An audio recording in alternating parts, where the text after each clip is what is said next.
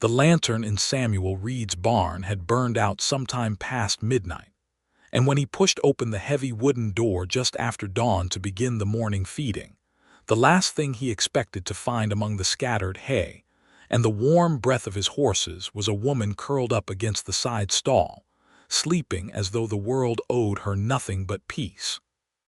He stood in the doorway for a long moment, his hat in his hand, the early morning light of a Colorado September spilling gold across the earthen floor and catching the loose strands of dark hair that had fallen across her face. She was young, no older than 22 or 23 by his estimation, and her clothes told a story all on their own. The hem of her dress was caked with red dust, the kind that only accumulated after days of walking. The sole of her right boot had come half away from the upper leather, flapping loose like a tired tongue. There was a small carpet-bag tucked beneath her head as a pillow, its clasp broken, and a thin wool shawl wrapped around her shoulders that had done very little to ward off the cool mountain night. Samuel Reed was 28 years old. He had built this ranch with his own 2 hands on land he had saved 4 years to purchase, and he was not an unkind man, though life on the frontier had made him careful, and caution had a way of resembling coldness if you did not know better. He studied the woman for another long breath, then he stepped back outside and shut the barn door quietly behind him. He went to the house, put the coffee on, and stood at the kitchen window watching the barn while the water heated. The year was 1882. The town of Millhaven, Colorado sat at the foot of the San Juan Mountains, a settlement of 300 souls that had grown up around a silver claim that had since played out, leaving behind a general store, a church, a livery, a saloon, and a scattering of homesteads strung along the valley floor like beads on a broken string. Samuel's ranch, the Double Reed, sat 2 miles east of town, and his nearest neighbor was old Hector Vance, who was half-deaf and minded his own affairs with admirable consistency. The coffee boiled. Samuel poured 2 cups without quite deciding to, and then he walked back across the yard to the barn. She was still asleep when he eased the door open again, but she stirred at the sound of the latch and her eyes opened. They were a deep, steady brown, and they focused on him without panic, which surprised him. Most women he could think of would have screamed to find a stranger standing over them. She simply looked at him, then looked at the cup of coffee in his extended hand, and then looked back at him. "I did not mean to trespass," she said. Her voice was low and composed, carrying the faint trace of an Eastern accent, somewhere like Ohio or Indiana.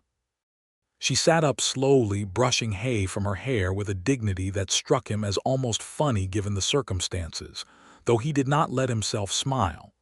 "You are not in any trouble," he said, and set the second cup down on the stall rail where she could reach it. "That is yours if you want it." She looked at the cup. She looked at him again.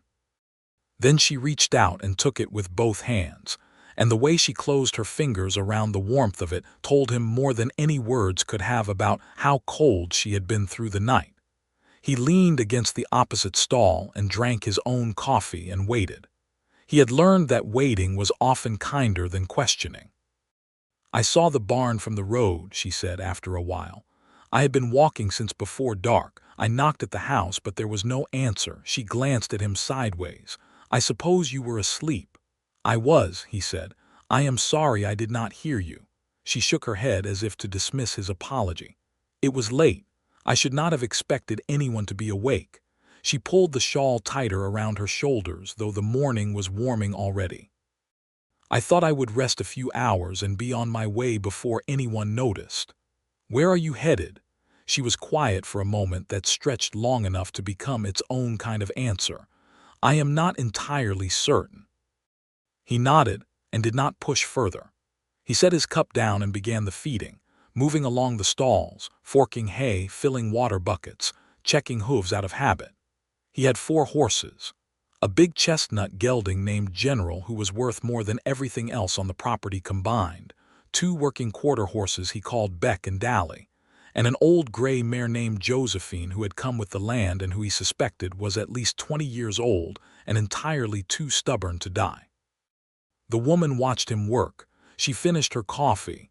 When he came back past her stall with an empty bucket, she stood up and reached for the handle. "I can help," she said. "You are a guest," he said. "I was an uninvited trespasser 5 minutes ago," she replied. "I would rather be useful." He considered her for a moment, then handed over the bucket. "Water pump is just outside the east door." She found it without further direction and came back with the bucket full, and she did it again, and then again without being asked, moving through the barn with a competence that suggested she had done barn chores before, or at least something like them. She was not soft in the way of someone who had lived gently. Her hands, when he caught a glimpse of them, were capable hands. They finished the morning feeding together without exchanging another word, and then he gestured toward the house, and she followed him across the dusty yard and through the back door into the kitchen, where he set a pan on the stove and began cutting thick slices from a joint of cured pork he kept hanging in the larder. It was only when she sat down at his kitchen table, in the plain morning light coming through the window, that he realized he did not know her name. He opened his mouth to ask, then stopped himself because there was something in the way she sat, something in the set of her shoulders and the careful stillness of her expression that told him she had been through something hard and recent, and perhaps a name was a thing a person needed to offer on their own terms. So he simply said, "I am Samuel Reed. This is my ranch." And she said, "I know. I saw the sign on the fence post at the road." A pause. "I am Anna Langley." He repeated it to himself silently, the way a man does when he wants to remember something, though he could not have explained why it felt important to remember. He just knew that it did. "Anna Langley," he said aloud. "Are you hungry?" "Yes," she said, simply and without embarrassment, and he liked that about her. He fed her pork and cornbread and more coffee, and she ate with the focused quietness of someone who had not eaten a proper meal in some time, and he asked her nothing and offered her nothing but the food and the warmth of the kitchen and the sound of the fire in the stove. It was only as he was washing up the plates that she spoke again, and when she did, the words came out in a rush, as though she had been building the courage for them all through breakfast. "I came west from Cincinnati 3 weeks ago," she said. "I was to meet a man in Durango, a man I had agreed to marry through letters." She looked at her hands on the table. "When I arrived, I discovered that the man had died in a mining accident 6 weeks prior. His family knew. They simply did not think to inform me. A breath. Or perhaps they chose not to." Samuel set down the dish rag and turned to look at her. She met his gaze steadily, though the steadiness cost her something, he could see that. "I had sold everything I owned to make the journey," she continued. "My furniture, my mother's china, everything. My parents died 2 years ago, and I had been working as a seamstress to keep the house, but I could not keep up the payments." She pressed her lips together. "I thought coming west was the answer, starting fresh." A small, rueful sound escaped her that was almost a laugh. "I arrived in Durango with $4.30 and a broken suitcase, and the man I was supposed to marry was already 3 weeks in the ground." Samuel pulled out the chair across from her and sat down. "What happened to the suitcase?" he asked, because it seemed like the kind of specific question that might anchor her back to solid ground. She looked at him, surprised. "The latch broke on the stage from Pueblo. A kind woman let me borrow a carpet bag." Her expression softened slightly. "She was going to Santa Fe and left it with me when she disembarked. She said she had another." "The carpet bag under your head in the barn," he said. "Yes." She almost smiled. "I have been traveling on what little I had left for the past 2 weeks. I worked 3 days in Durango washing dishes at a hotel, and then I found a family traveling north who needed a hand with their children, and they let me ride along as far as Montrose, and then I worked a week at a boarding house there, and then I walked." "You walked from Montrose."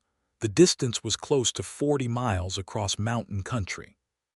"Parts of it," she said. "I got a ride on a freight wagon for about 10 miles. He was quiet for a moment, looking at her. This woman who had lost everything and then lost the thing she had come to replace everything with, and who had walked 40 miles on a broken boot rather than collapse under the weight of it. He felt something move in his chest that he did not have an immediate name for. "I have a spare room," he said. "It was my brother's when he stayed here last winter. He has gone back east now. The room is empty and there is nothing wrong with the bed." She looked at him carefully, the way a person looks at something they are not sure they are allowed to want. "I am a stranger to you," she said. "You were a stranger to me an hour ago," he said. "Now you have a name and I know more about your situation than most people know about their neighbors. I'm not worried about strangers. I am worried about a woman alone on the frontier with $4. $3.15, she said quietly. "I bought bread in Montrose." Something about the precision of that number, the way she had kept careful count of what little remained, did something to him that he could not quite account for. "$3.15 then," he said. "The room is yours for as long as you need it. I am not asking for anything in return except that you do not disappear on me in the night again without a word." She sat with that for a long moment, and he could see her turning it over, testing it for angles that might hurt her, because a woman alone in 1882 had very good reason to test things for angles before accepting them. "Why?" she asked at last. He thought about it honestly. "Because if my sister were alone on the frontier, I would want someone to do the same." She looked at him for another breath, and then she nodded once and said, "Thank you, Samuel Reed." He showed her the room. It was small but clean, with a proper iron bed and a chest of drawers and a window that looked out over the pasture to the east, where the mountains rose in terraced blue. He pulled clean linens from the cedar chest in the hallway and left them folded on the bed. He showed her where the washroom was, a small lean-to addition with a tin basin and a hand pump he had run from the well, which was a luxury in these parts and one he was quietly proud of. Then he left her to it, went back outside, and stood in the morning sun for a moment with his hands on his hips, wondering what exactly he had just done. He had offered a home to a woman he did not know. He had done it before he had known her name, truth be told, before she had spoken it, when he had walked back across that yard with 2 cups of coffee and a clear sense of what decency required. And now Anna Langley was washing the road dust from her face in his lean-to washroom, and the smell of her coffee cup was still on his kitchen table. He went back to work, because there was always work on a ranch, and work had a reliable way of settling a man's thoughts. The Double Reed was 220 acres of river bottom and upland grass, enough to run a modest cattle operation, which Samuel did with 38 head of Longhorn Cross cattle, and an arrangement with 2 neighboring ranchers, the Whitmore brothers to the north, to pool their herds for the seasonal drive to Gunnison, where a rail connection had been established the previous year. He also kept a kitchen garden, a root cellar, and a small apple orchard his mother had helped him plant on her single visit to the property 3 years ago, before her health had declined too far for travel. That morning he spent mending fence along the east pasture, working steadily through the heat of the day with wire and pliers and posts, moving down the line. Around midday he came back to the yard and found that someone had been at the garden. The late summer tomatoes had been staked properly, which he had been meaning to do for a week, and the bean rows had been weeded, and there was a bucket of fresh-pulled vegetables sitting on the back step. He stood looking at the bucket for a long moment. When he went inside for lunch, he found cornbread warming on the back of the stove, and a pot of something that smelled remarkably good simmering on the front burner. Anna Langley was sitting at the table with a needle and thread, working on the detached sole of her boot with a concentration that was almost fierce. She looked up when he came in. "I hope you do not mind," she said. "I found the garden in some need of attention and the larder was reasonably stocked. I thought I could at least be useful while I am here." "I do not mind at all," he said. He washed his hands at the pump and ladled himself a bowl of the stew, which turned out to be the cured pork with the garden vegetables and dried beans, and something she had found in the spice tin on the shelf, and it was better than anything he had cooked himself in recent memory. She finished sewing the boot back together and pulled it on and tested it with a satisfied press of her heel against the floor. "It will hold for a while," she said. "I am going into town tomorrow," he said. I can have the cobbler look at it properly." She began to say that was not necessary, and he began to say that it was, and then they both stopped and she laughed, and it was the first time he had heard her laugh. It was a real laugh, unceremonious and warm, and it lit up her face in a way that made the room feel different. "I do not want to be a burden," she said, more quietly. "You made me a better lunch than I have had in 6 months," he said. "You are not a burden." She held his gaze for a moment and then looked back at her boot. "All right, then." He ate his lunch and she told him a little more about Cincinnati, about the neighborhood she had grown up in, about her father who had been a school teacher and her mother who had taken in mending. She did not dramatize any of it. She simply talked, in the way a person does when they are starting to feel safe enough to let words out, and he listened in the way he had of listening, which was whole and unhurried and gave the speaker the sense that what they were saying mattered. He told her about the ranch, about how he had come west from Virginia at 22 with $140 and a letter of introduction to a land agent in Denver, about the first winter which had nearly broken him, about the way the mountains looked in January when the snow came down off the peaks and the whole valley went silver and still. "Does it get lonely?" she asked. He thought about it. "Yes," he said, "but I have gotten used to it in a way that I am not sure is entirely healthy." She nodded as if she understood that exactly. In the days that followed, a pattern established itself with the natural ease of things that are meant to be. Samuel went about the work of the ranch and Anna went about the work of the house, though he had never asked her to, and she had never framed it as payment. It was simply that she was the kind of woman who needed to be doing something, who found stillness uncomfortable when there was visible work undone, and who had enough practical knowledge to be genuinely useful rather than just decorative. She baked bread that was better than the bread from the bakery in town. She put up the last of the garden tomatoes in jars she found in the root cellar. She mended the curtains in the front room that had been hanging torn for 2 years, because he had never gotten around to it. She found his ledger book and, without being asked, organized the accounts in a hand so clear and orderly that he stood at the kitchen table one evening reading through them with a feeling close to amazement. "Where did you learn bookkeeping?" he asked. "My father taught me," she said. "He believed women ought to be able to manage their own finances. He said otherwise they were at the mercy of men who might not always be merciful." A pause. He was right, as it turned out. Samuel set the ledger down and looked at her. "The man in Durango, did his family offer you anything, any recompense?" Her expression tightened briefly. "His brother offered me $20 and suggested I ought to have arranged things more carefully before traveling so far from home." She said it without heat, but the flatness of her voice was its own kind of condemnation. "That is not right," Samuel said.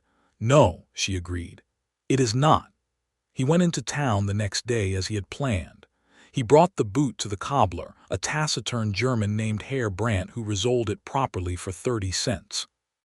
He also, after standing in front of the dry goods store for a longer time than was strictly dignified, went inside and bought 3 yards of calico fabric and a spool of thread, because the dress Anna had been wearing was the only one he had seen on her, and it had been through considerable hardship. He brought it back and set it on the kitchen table without explanation, and she looked at it for a long moment without speaking. "You did not need to do that," she said. "I know," he said, and went back outside. She said nothing more about it that day. But 2 days later she appeared at supper in a new dress, made from the calico, which fit her properly and was stitched with the precise, confident hand of a trained seamstress. She looked entirely different in it.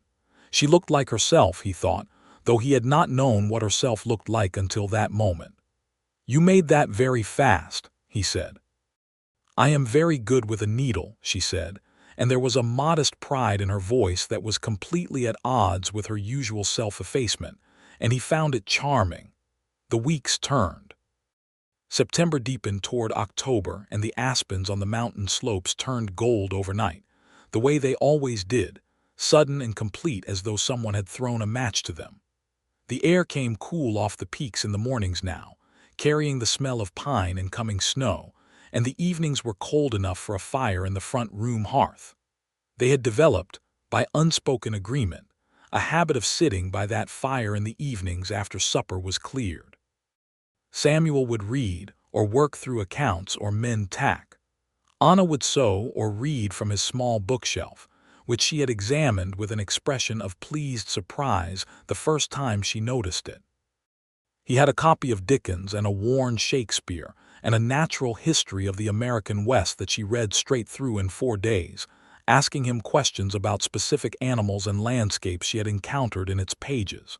One evening she asked him about the cattle drive that was coming. He had mentioned it in passing, and she had been curious. "We push the herd north to Gunnison in 3 weeks," he said. "Myself and the Whitmore brothers and their hands. Takes about 10 days round trip depending on weather." She looked up from her sewing. "What happens here while you are gone?" "Nothing," he said. "I have done it before. I leave enough supplies in the root cellar." She was quiet for a moment, and he realized that she was working out in the privacy of her own mind that if he left she would be here alone, and that she was deciding whether that was a problem or simply a condition of the arrangement she had accepted. "I could manage well enough," she said finally. "I know you could," he said. "I am not concerned about that." He paused and said something he had not quite planned to say. "I am more concerned about coming back to an empty house. It would be good to know you will be here when I return." She looked at him over her sewing, and the firelight caught her face in a way that made her expression difficult to read, though it was not unkind. "I will be here," she said, and went back to her sewing. He went back to his accounts, but it was a few minutes before he actually saw the numbers. The question of what exactly Anna Langley was to him, and what he was to her, had begun to occupy a corner of his mind that he was not entirely comfortable examining. She was his guest, was the reasonable answer, the one he had been giving himself since the morning he found her in the barn. But reasonable answers had a way of becoming insufficient when a man sat across from a woman by firelight and noticed things about her that had nothing to do with reason. He noticed the way she pressed her lips together when she was concentrating on a difficult seam. He noticed that she hummed to herself without seeming to know she was doing it, old hymns mostly, low and half under her breath. He noticed that she was funny when she chose to be, dry and quick and self-aware in a way that made him laugh at unexpected moments. He noticed that when she read, she sometimes stopped and reread a passage twice as though she wanted to be sure she had it properly. He noticed, most of all, that his house felt different with her in it. Not smaller, as he might have feared, but larger, in the way that a room feels larger when it is properly furnished and lit. He had not spoken any of this to anyone, and he did not intend to, not until he understood it better himself. But the understanding was coming steadily, whether he willed it or not. In mid-October, 2 things happened that changed the nature of things between them. The first was the matter of Thomas Holt. Thomas Holt was a man who ran a small operation 3 miles south of town, a rough-edged fellow of about 35, who Samuel had never particularly liked, and whose reputation for treating hired hands poorly was well established in the valley. He came to the double read on a Tuesday morning on some flimsy pretext about a stray cow that he thought might have wandered onto Samuel's land, which was almost certainly untrue since his land, and Samuel's did not share a fence line. Anna was hanging washing on the line in the side yard when Holt rode up, and Samuel watched from the barn doorway as Holt's gaze found her, and stayed there with an interest that made something cold and hard settle in Samuel's stomach. He came out of the barn and crossed the yard. "Holt," he said. Holt turned from looking at Anna and smiled the kind of smile that does not reach the eyes. "Reed, did not know you had taken a wife." "I have not," Samuel said evenly. "Is there something I can help you with?" "Stray cow, like I said." Holt glanced back at Anna, who had gone still at the washing line, watching them both with the composed alertness Samuel had come to recognize as her way of assessing a situation. "And who might the lady be?" "A guest of mine," Samuel said, "who is not a concern of yours." Holt raised his hands in a gesture of innocence that fooled neither of them. No offense meant, just being neighborly. He kept his eyes on Anna as he said it, and the look was not neighborly in any sense. "The stray cow," Samuel said. Holt spent another moment looking at Anna, and then he looked back at Samuel, and something in Samuel's expression must have communicated itself clearly, because Holt's smile shifted slightly and became more careful. "I will check my own land again," he said. "Must have miscounted." He rode away. Samuel watched him go until the dust of his horse's hooves settled. He turned back to the yard. Anna had resumed hanging washing, but her movements were more deliberate now, the easy rhythm of the task disrupted. "He troubled you," Samuel said. "It was not a question." "He looked at me as though he were pricing livestock," she said. Her voice was steady but tight. "He will not come back," Samuel said. She glanced at him sideways. "You cannot guarantee that." "No," he said, "but I can make it clear that it would be unwise." He met her eyes. "You are safe here, Anna. I want you to know that." She held his gaze for a moment, and the steadiness in her expression shifted slightly into something softer and more vulnerable before she caught it and straightened it back into composure. "I know," she said. "I have known that for some time." And the way she said it, quiet and certain and offered without qualification, moved something in him so fundamentally that he had to look away and find something to do with his hands before he said something ill-timed. The second thing that happened was simpler and more telling. 3 days after Holt's visit, Samuel was out late checking on a cow that he thought was close to calving, and when he came back to the house past 10 o'clock, he found Anna sitting up in the front room with a lamp burning, the Dickens novel open in her lap, clearly waiting. She looked up when he came in. "The cow?" she asked. "Not yet," he said. "Maybe tomorrow." He took off his coat and hung it on the peg and came to stand in the doorway of the front room, looking at her in the lamplight. "You waited up." "I was reading," she said, though they both knew the book had been barely turned. "You waited up," he said again, gently. She set the book down. "I saw the lamp was still on in the stable yard, and I thought I would read until you came in." A pause. "I did not like not knowing where you were." He looked at her for a long moment in the lamplight, and he thought, "There it is, then." He thought, "She knows it too, probably. A woman like Anna Langley, clear-eyed and honest, she knows what it means that she waited up." He crossed the room and sat down in the chair across from her, the one he usually occupied, and he said, more quietly than he intended, "I am glad you waited." She looked at him steadily. The fire had burned low. Outside the window the Colorado night was absolute and cold and full of stars. "Samuel," she said. "Anna," he said. And they both laughed a little helplessly, because there they were, the two of them, each knowing perfectly well what was being said beneath the words and neither of them quite ready to say it plainly. And the absurdity of it was the kind of thing you could only laugh at. He reached across the space between their chairs and placed his hand over hers where it rested on the arm of her chair. Just that, his hand over hers. And she turned her hand over so their palms met, and she held on.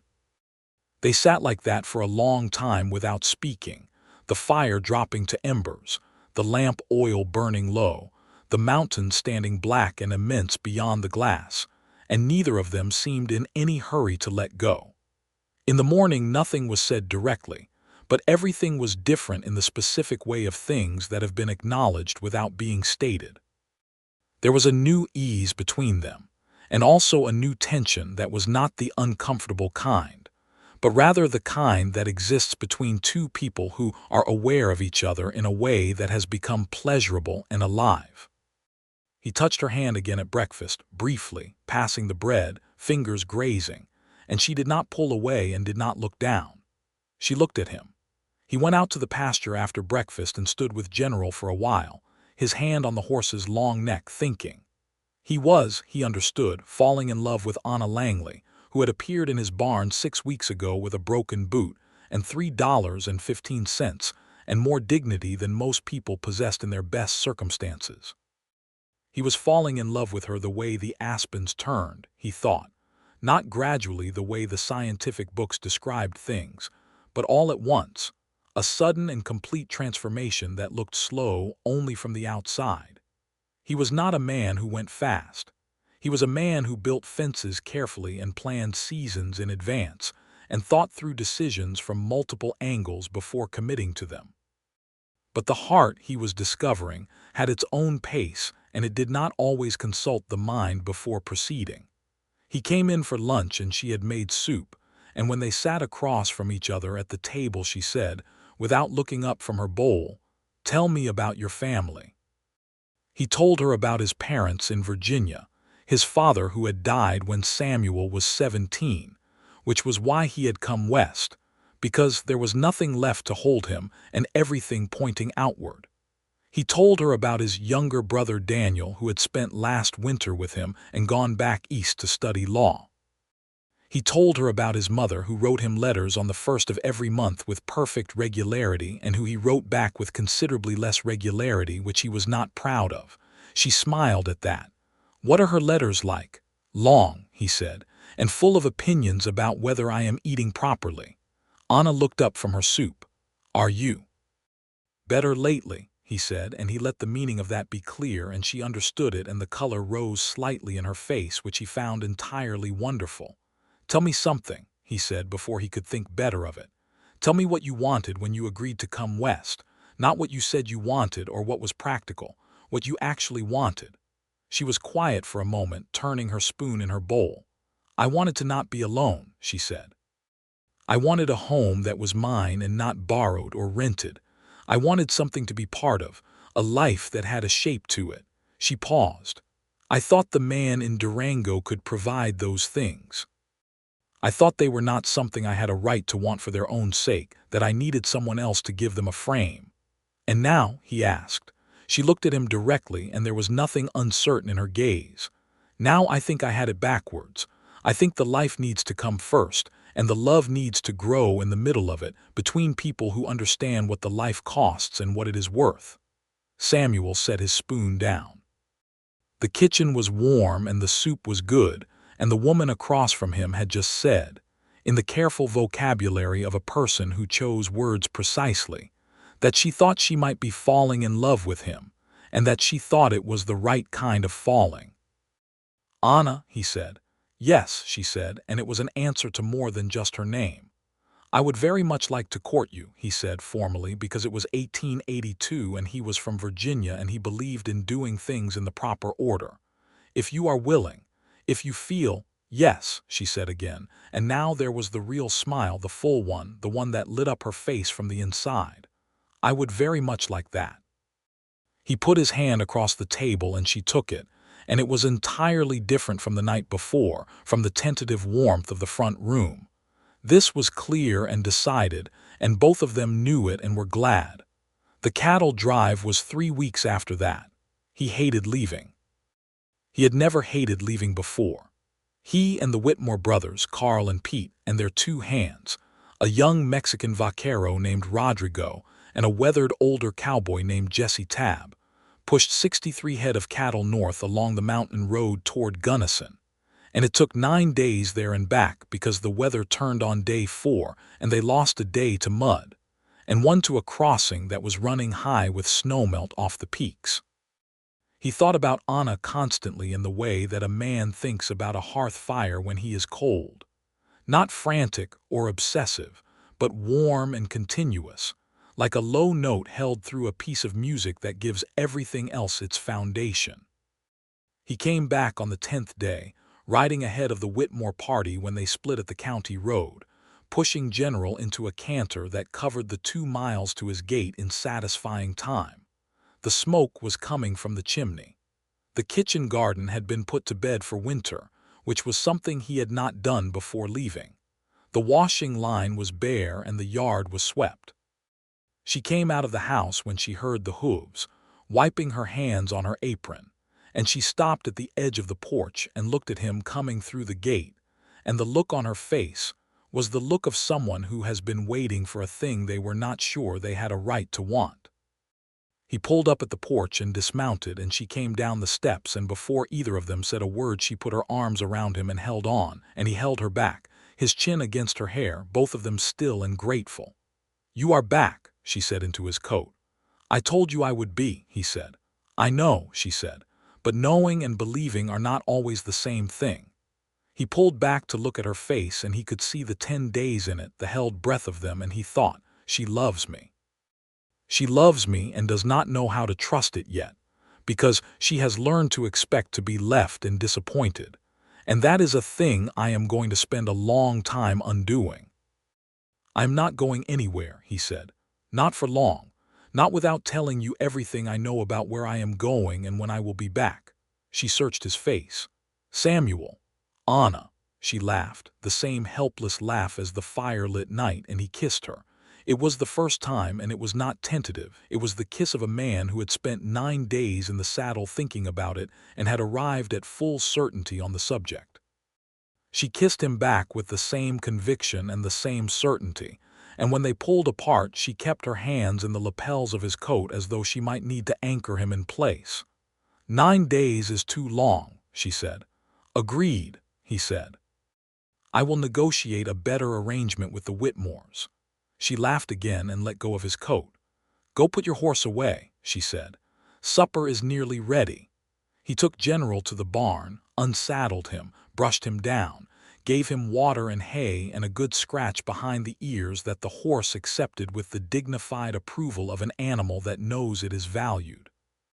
Then he went into his house, and it was warm and it smelled like something good, and Anna Langley was at his stove, and all the chairs were in the right places, and every lamp was where he had left it, and also the room felt completely different from the room he had left 10 days ago, because he had spent 10 days missing it specifically, which is what changes the quality of a place. They ate supper, and he told her about the drive, and she listened with real interest, asking about the terrain and the cattle and what Gunnison looked like, and he described it as best he could and found himself wanting to take her there so she could see it herself. Maybe in the spring, he said. There are some things worth seeing in Gunnison. I would like that, she said. He looked at her across the supper table, and she was flushed from the warmth of the kitchen, and her hair had come loose on one side, and she was entirely at home in his kitchen in a way that made the question in his mind feel not impulsive but simply inevitable. Anna, he said, I want to ask you something, and I want you to know that I am not asking because you have nowhere else to go, or because I am lonely, or because the practical situation seems to point in this direction. I am asking because I have not been able to stop thinking about you for 2 months, and because I think you are the best person I have met in my adult life, and because when I was riding home today and I saw the smoke from the chimney, I thought my chest might come apart. She had gone very still. Will you marry me? He said. Will you let this be your home, not as a guest, but as mine, properly and permanently? Will you be my wife? She sat across the table from him with her hands folded in her lap and her eyes very bright, and she said, I came west looking for something, and I did not know what I was looking for until I woke up in your barn and you were standing in the doorway with 2 cups of coffee and you had not even asked my name yet. She pressed her lips together. I knew then. I did not understand it until later, but I knew. Is that a yes? He asked gently. Yes, she said. That is a yes. He reached across the table and took both her hands in his, and she squeezed back hard, the way a person holds on to something they are not going to let go of. They were married in November, on a cold, bright Saturday when the snow was on the peaks, and the valley floor was crunchy with frost. Reverend Mallory of the Millhaven Methodist Church presided, a small, serious man who had been in the valley since its earliest days and who conducted the ceremony with a thoroughness that Samuel appreciated and Anna seemed to find quietly amusing. The Whitmore brothers came, Carl with his wife Helena and Pete with his eldest daughter Margaret, who stood with Anna as a witness and gave her a sprig of dried autumn asters she had saved for the occasion. Old Hector Vance came, having been informed of the event by the general store proprietor, who had been informed by Helena Whitmore, who believed very strongly that news of a good thing should travel as far as it could. The cobbler Harebrant came because Samuel had invited him specifically, feeling that the man had in some small way contributed to the chain of events by doing such excellent work on Anna's boot.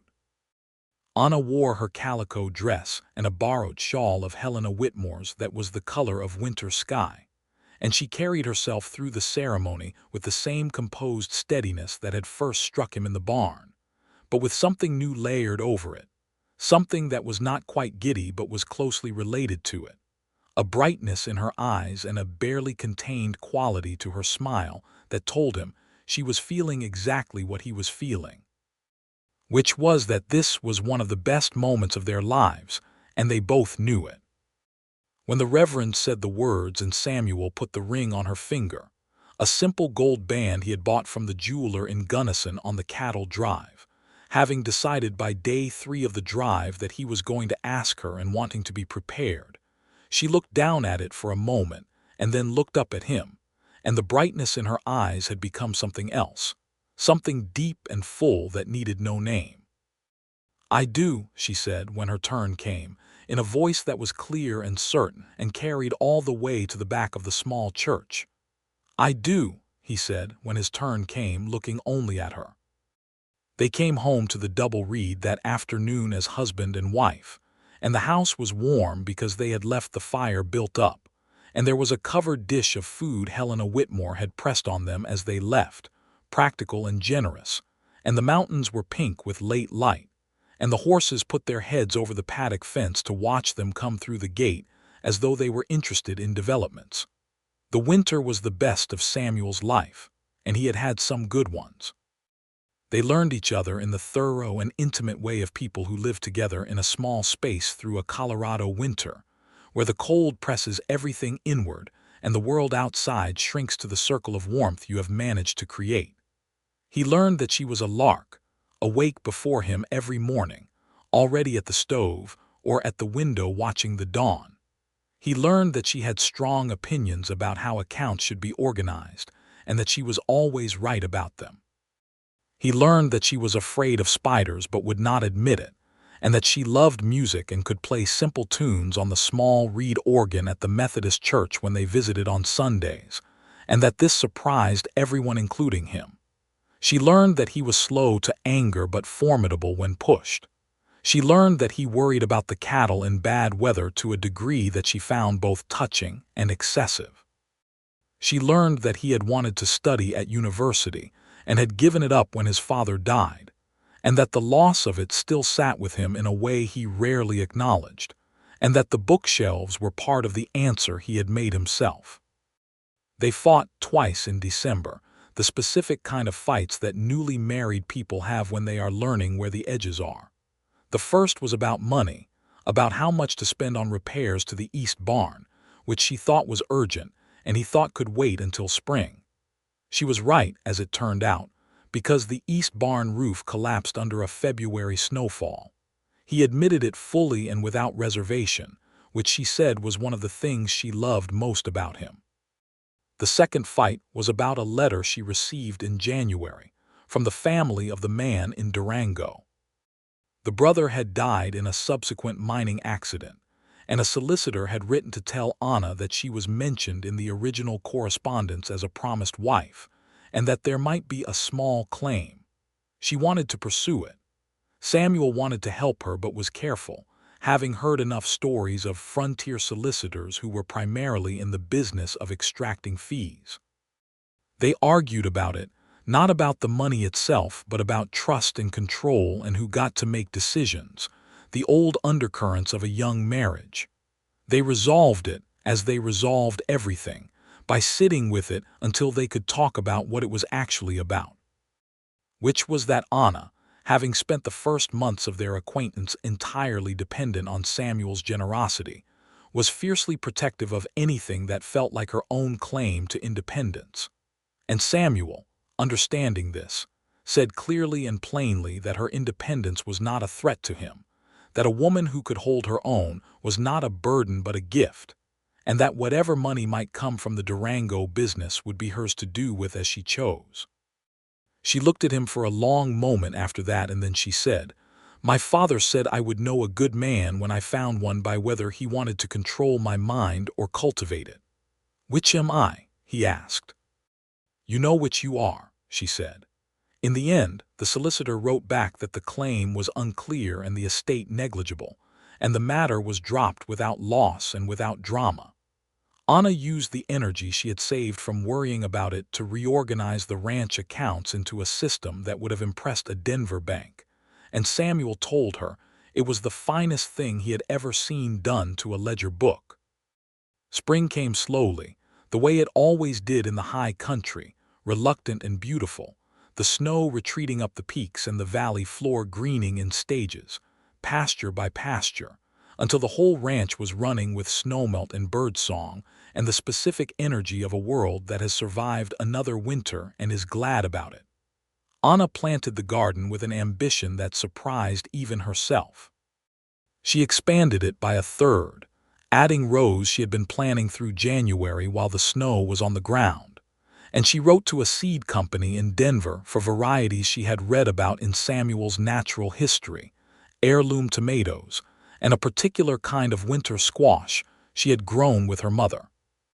She and Samuel built a proper cold frame along the south wall of the house, a project that took 3 Saturdays and involved considerable negotiation about angles and materials, and that resulted in a structure Samuel privately thought was probably overbuilt for any cold frame on Earth, and which he was certain would outlast both of them. He took her to Gunnison in April, as he had promised, on a clear, cool day when the road was dry enough for the wagon.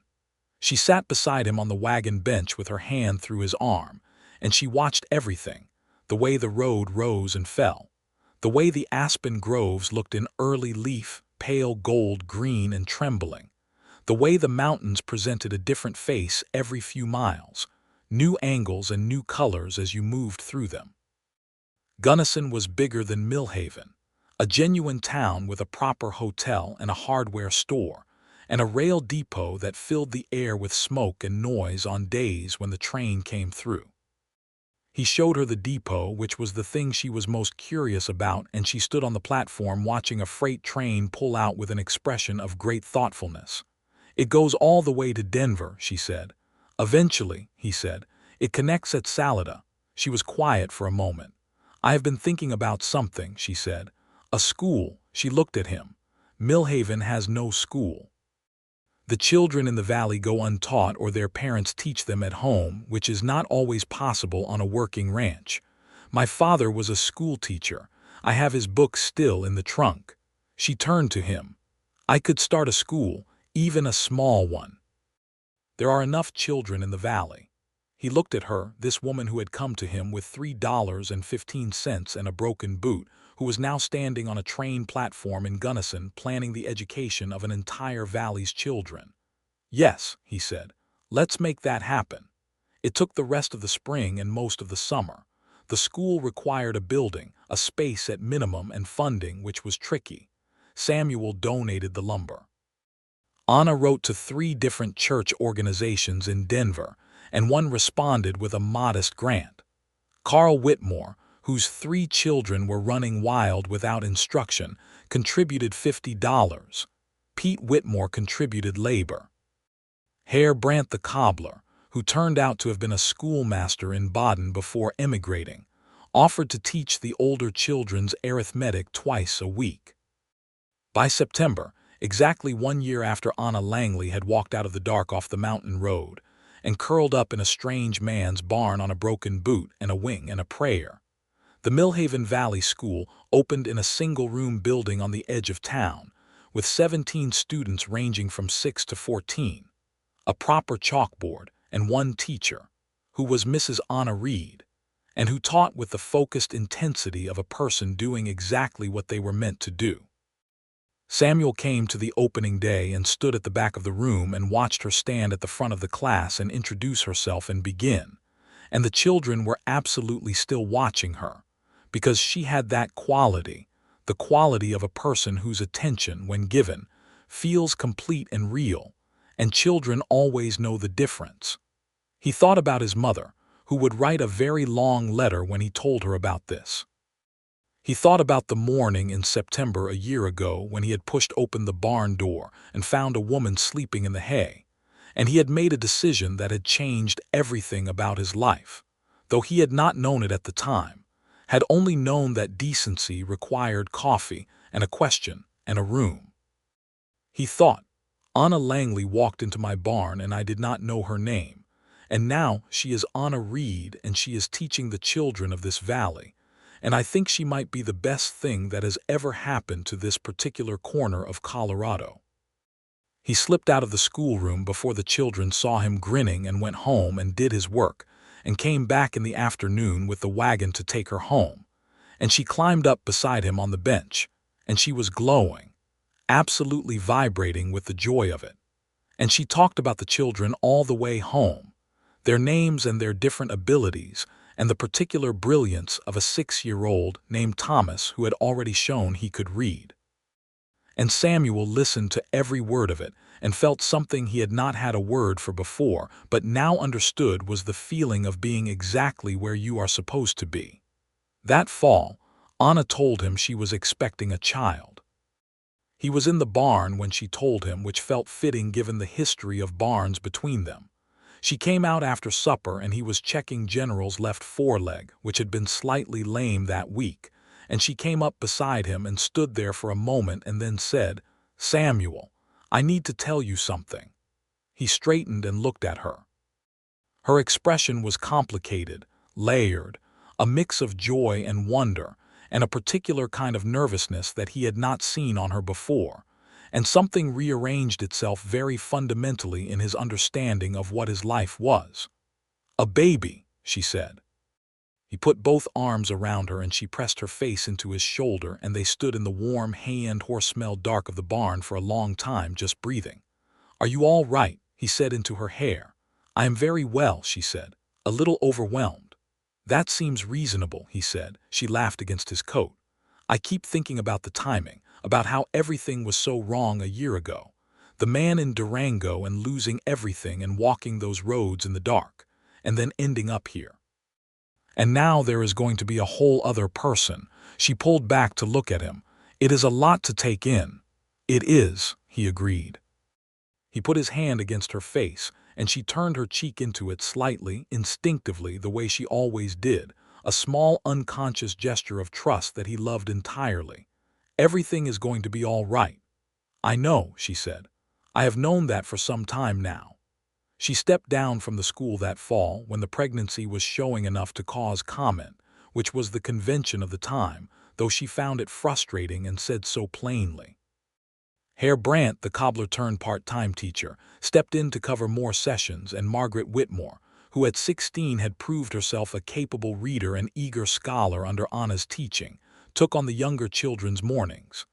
"It is not permanent," Anna said firmly when she announced it to the school committee, which consisted of herself, Samuel, Carl Whitmore, and Reverend Mallory. "I will return in the spring." Nobody argued with her, because nobody who knew Anna Reed argued with her when she used that particular tone. She spent the winter differently than the one before, quieter in body though not in mind, reading voraciously, writing long letters to Samuel's mother in Virginia, who had immediately been warm and enthusiastic in response to Anna's first letter, and who had begun sending a steady stream of advice, recipes, and opinions that Anna received with genuine affection. The two women had found each other across the distance, which delighted Samuel in a way he found difficult to articulate. He had told his mother about the school, and his mother had written back a letter that was so long it had required 2 envelopes, and which contained, among other things, a detailed account of Anna's father's pedagogy as she imagined it, based on Anna's own description, and a list of educational texts she recommended that Samuel order from a Denver bookseller. He had ordered all of them.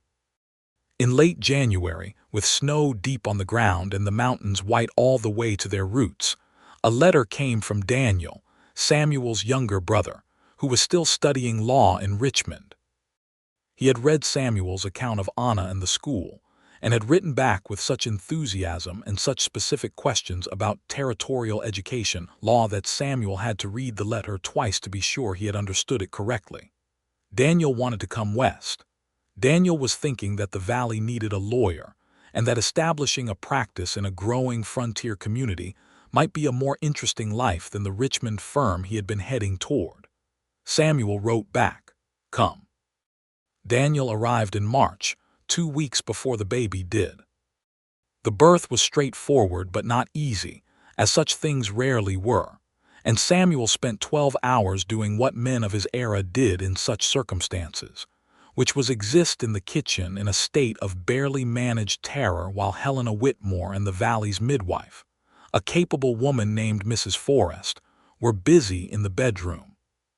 He drank more coffee than was advisable, and at one point went out to the barn and talked to General for 20 minutes, which was not helpful but was better than pacing. Daniel sat with him for most of it, talking about Richmond and law and the landscape of the valley and anything else that came to mind, which was exactly the right thing for a younger brother to do. When Mrs. Forrest opened the bedroom door and nodded at him, Samuel went in. Anna was propped up against the pillows looking exhausted and extraordinary, and in her arms was a bundle that was making a small, emphatic noise, and she looked up at Samuel when he came to the bedside, and her expression was the most unguarded thing he had ever seen on her face. "A boy," she said. "We have a boy." Samuel sat on the edge of the bed and looked at his son, this red-faced person of approximately 8 hours' duration who had an opinion about everything already, judging by the noise, and he felt something so large and specific that there was no room for anything else in him for a while. "He is loud," he managed. "He is wonderful," Anna said firmly with the authority of someone who had done the hard work and had opinions about the result. "He is wonderful," Samuel agreed entirely. They named him James after Samuel's father, with Thomas as a middle name after Anna's, James Thomas Reed. He was a substantial and opinionated baby who grew into a substantial and opinionated infant, and then into a toddler of tremendous enterprise who was into everything on the ranch, with a thoroughness that kept both his parents in a state of interested exhaustion. Daniel stayed. He established a small law practice out of a room at the back of the general store, initially, and then built a proper office on the main street when the practice grew enough to warrant it. He was good at his work, careful and thorough in the way of the Reed family generally, and the Valley welcomed him. He also, in his second summer in Millhaven, began calling on Margaret Whitmore, who had by then turned 18, and who had a mind like a steel trap and a personality that could have held its own against a courtroom, which Daniel found, as he told Samuel one evening on the double Reed's porch, thoroughly terrifying and completely irresistible. "Margaret Whitmore," Samuel said. "She corrected my Spanish land grant terminology," Daniel said, "in front of Carl. Did she get it right?" "She did," Daniel said, with the helpless admiration of a man who has met his match. Anna was delighted. She and Margaret had stayed close since the school, and the idea of her former student and the sister of the man she loved becoming part of the same extended family struck her as a completion of something that had already been heading in this direction anyway. Anna returned to the school in the fall after James's birth, bringing the baby in a basket in the corner for the first months, until he was old enough to stay home with a neighbor's girl who came in the mornings. The school had grown. There were 24 students now, and a real school building, because Daniel had helped Anna draft a petition to the territorial government for educational funding, and the funding had come through, and the new building had been raised by a community barn raising in August that turned into the best social occasion the Valley had seen in years. It was at this barn raising that something happened which Samuel would remember for the rest of his life. He was up on the roof framing with Pete Whitmore when he looked down and saw Anna in the yard below with James on her hip, talking to a woman he did not recognize, a young woman who looked tired and uncertain, the specific uncertainty of someone who does not quite know where they belong. He watched Anna see that expression, recognize it, and do something about it. Watched her take the young woman by the arm and bring her into the group of women and make introductions and hand her something to do, a tray of food to carry, a simple task that gave her hands something useful and her face something to compose itself around. He climbed down from the roof and went to Anna between tasks and said quietly, "Who is she?" "She arrived on the stage yesterday," Anna said, equally quiet. "She was supposed to meet a brother who it seems has moved on from the valley. She does not know anyone here." He looked at her. She looked at him. "She can stay at the double reed for a few days," he said, "until we sort something out." Anna looked at him for a moment with an expression he could not quite read, and then she put her free hand on his arm and said, "You know, I always think about what would have happened if you had not pushed that barn door open." "I have thought about it too," he said. "I think you would have opened it anyway," she said. "I think that is the kind of man you are." He looked at her, this woman who had come to him like an answered question he had not known he was asking, and he thought, "Yes, I would have opened the door, because you needed someone to open it and I was there, and sometimes that is the whole of how the best things in a life begin." The young woman's name was Clara, and she stayed 2 weeks before the general store proprietor's wife, who was looking for a helper in the house, offered her a position. Clara turned out to be excellent with accounts, which Anna noticed immediately and put to use in the school's growing administrative needs. Within a year, Clara was settled and useful and building her own place in the valley, which was exactly the way these things should go. Life on the double reed expanded and deepened in the years that followed. Samuel grew the cattle operation, adding 20 head after a good season and investing in a more organized calving program that increased his yields. He built a second barn, larger and better than the first, and expanded the root cellar, and put a proper porch on 3 sides of the house, because Anna had said one winter evening that what she wanted more than anything was a porch that went around enough of the house to catch both the morning and the evening light. He built it that spring. She sat on it every single morning with her coffee while the world woke up, and every evening while the mountains caught the last of the light, and the satisfaction this gave him was both simple and complete. James grew, noisy and curious and endlessly energetic, in the way of small boys on ranches who have unlimited space and a father willing to teach them the names of things. By the time he was 3, he could identify every horse on the property by name and personality. And by 4, he was following Samuel through the morning feeding, with the concentrated attentiveness of someone filing information for future use. In the autumn of what would have been Samuel and Anna's 4th year of marriage, Anna told him there was going to be a second baby. This time she told him at the kitchen table over breakfast, with James between them eating cornmeal porridge with the focused attention of a person who has not yet developed the social skill of eating and listening simultaneously. "We are going to have another," she said. Samuel put down his coffee cup. James looked up briefly from his porridge and then returned to it, untroubled. "Are you well?" Samuel asked. "I am very well," she said. "Better than last time already. I think I know what to expect now." He reached across the table and took her hand. She held on. The second baby was a girl. They named her Clara Margaret, the first name for the young woman they had taken in, and who had become part of the fabric of the valley, the second for Margaret Whitmore, who by this point had married Daniel and was 6 months pregnant herself and very interested in comparative notes.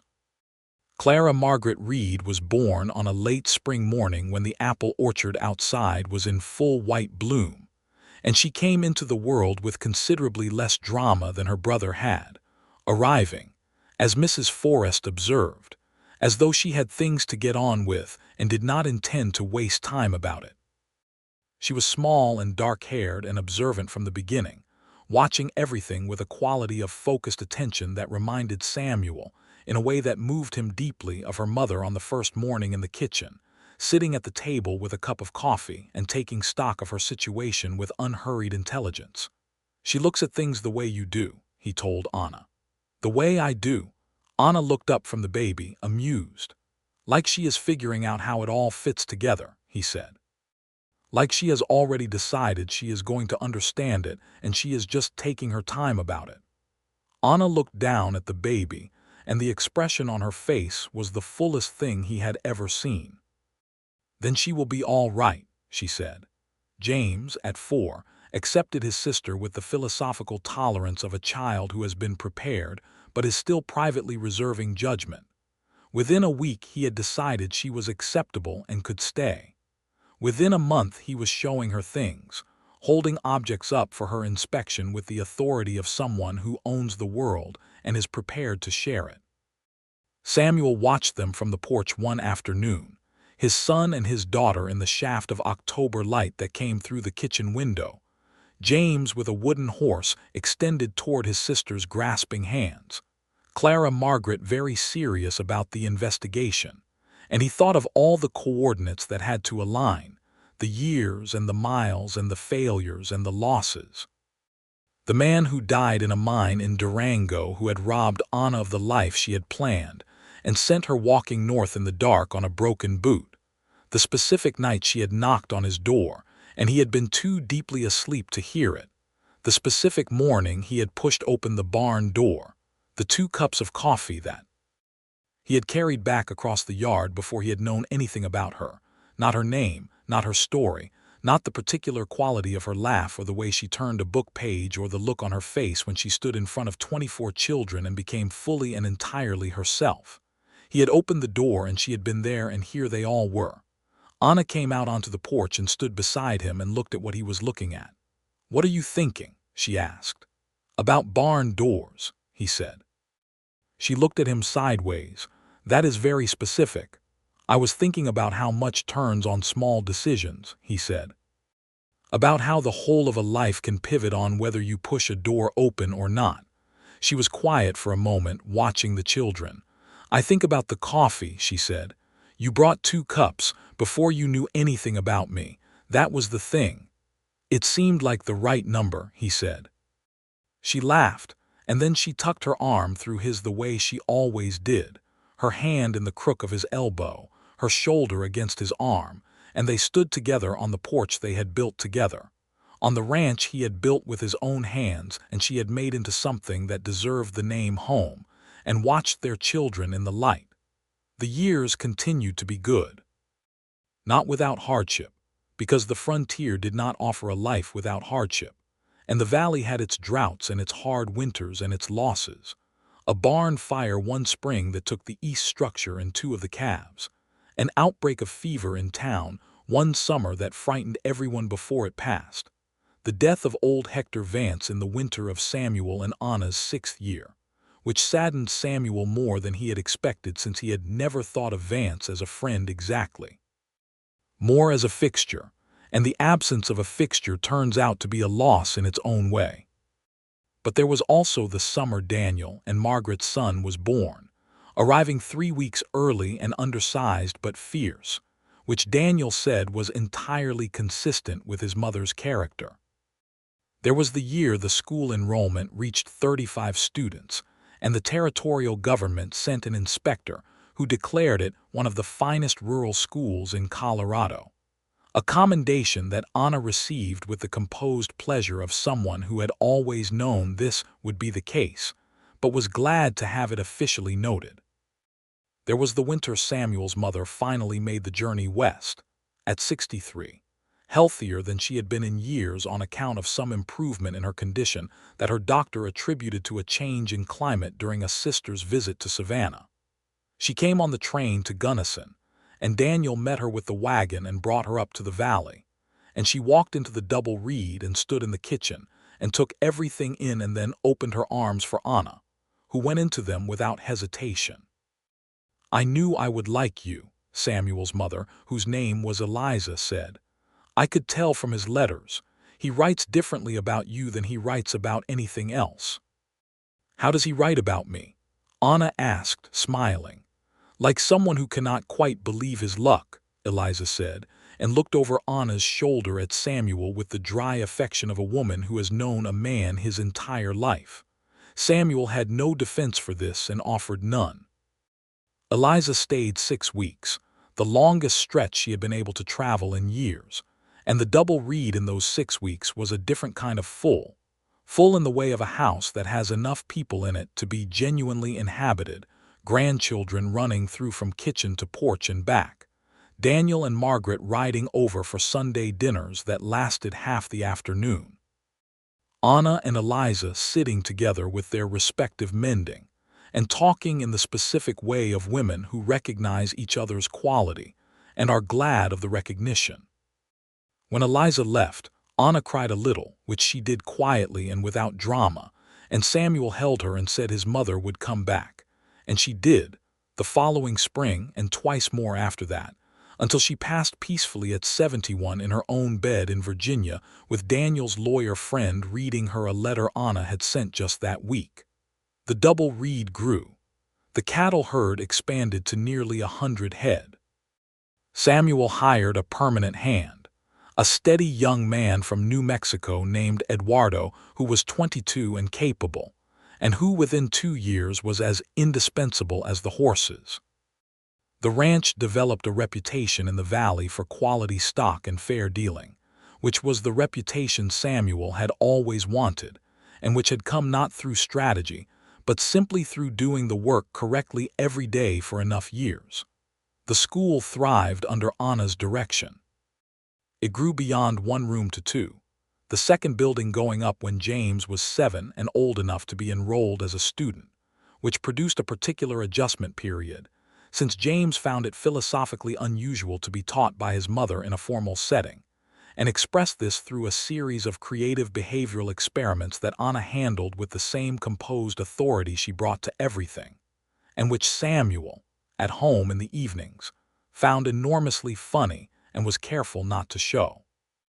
James eventually settled into the school's rhythms, particularly once he realized that his mother's high expectations applied to him with exactly the same impartiality they applied to every other student, which he found, after initial protest, actually satisfying in the way that clarity is always satisfying once you stop fighting it.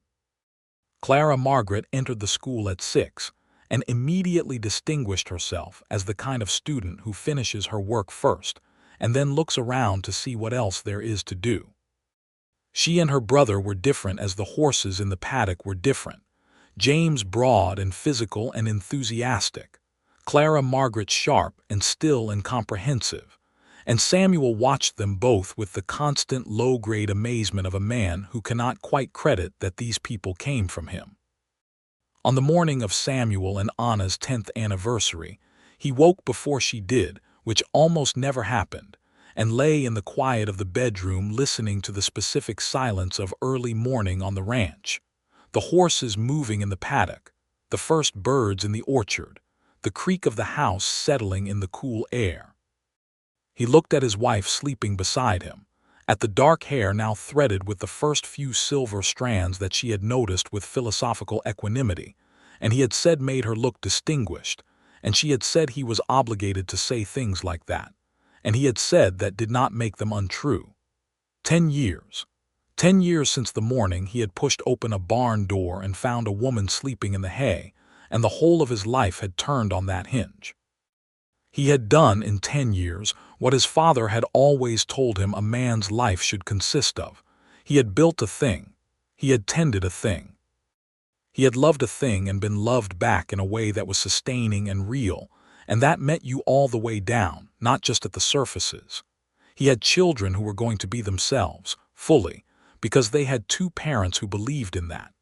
He had a valley full of people whose lives had touched his and been better for it and whose lives had touched his and made his better in return.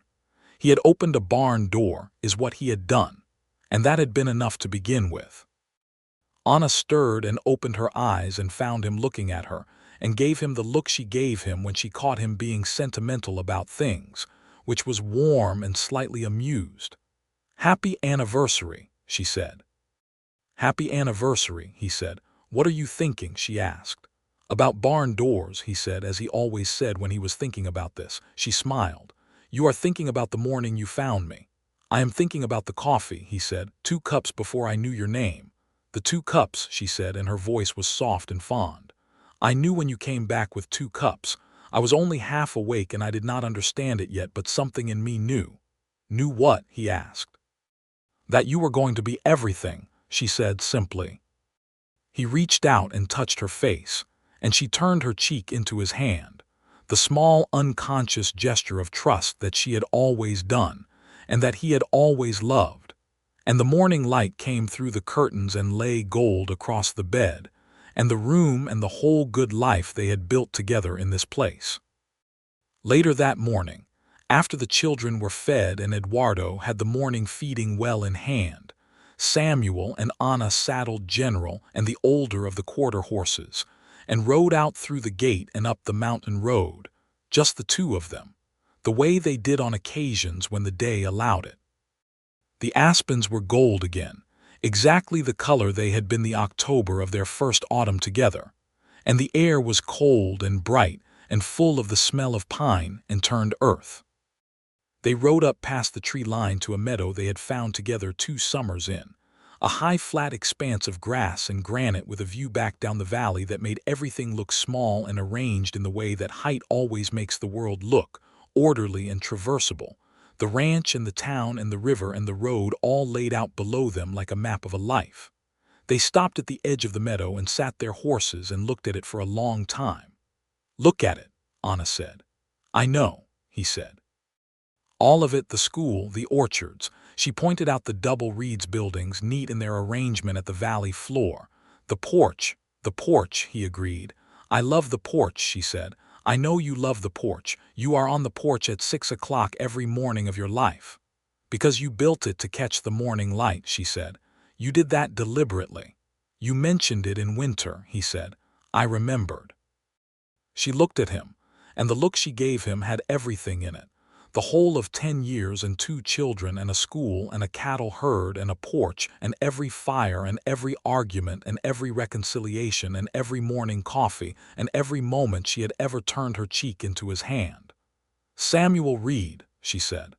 "Anna Reed," he said.